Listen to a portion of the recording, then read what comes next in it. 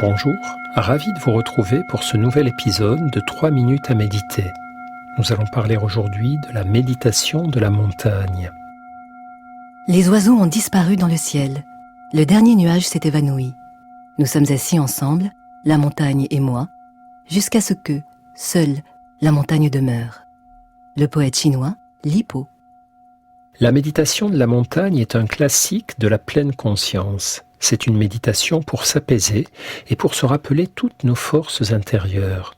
Pas besoin d'être en vacances à la montagne pour la pratiquer, même si c'est sûr, l'accomplir face à une vraie montagne est un plus.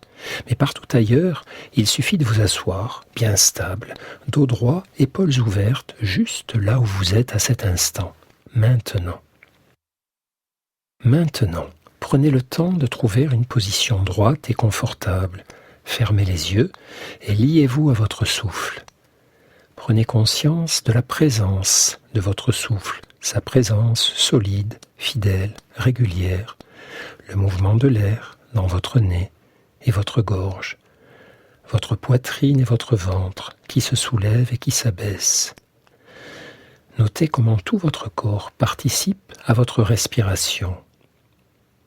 Et maintenant, imaginez une montagne que vous connaissez et que vous aimez, ou une montagne que vous imaginez. Laissez venir à votre esprit l'image de cette montagne qui se détache sur un grand ciel bleu. Laissez venir les détails. Y a-t-il de la neige ? Voyez les sapins, les mélèzes, les prairies, les rochers.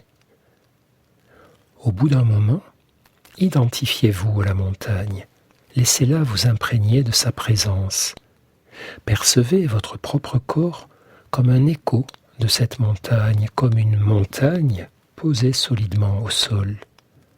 Ressentez combien vous êtes à cet instant comme la montagne, posé, centré, stable.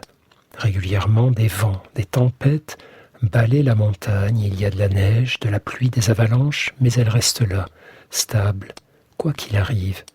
Et vous aussi, des tempêtes peuvent souffler à votre esprit, des pensées, des émotions, des inquiétudes douloureuses peuvent balayer votre conscience.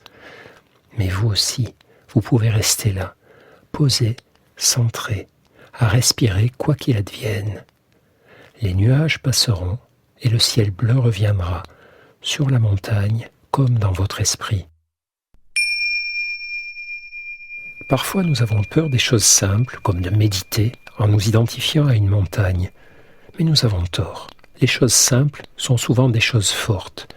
Nous disposons de nombreuses études sur l'intérêt des exercices d'imagerie mentale, comme celui que nous venons de faire, et ces études montrent que ces exercices apportent apaisement et stabilité intérieure.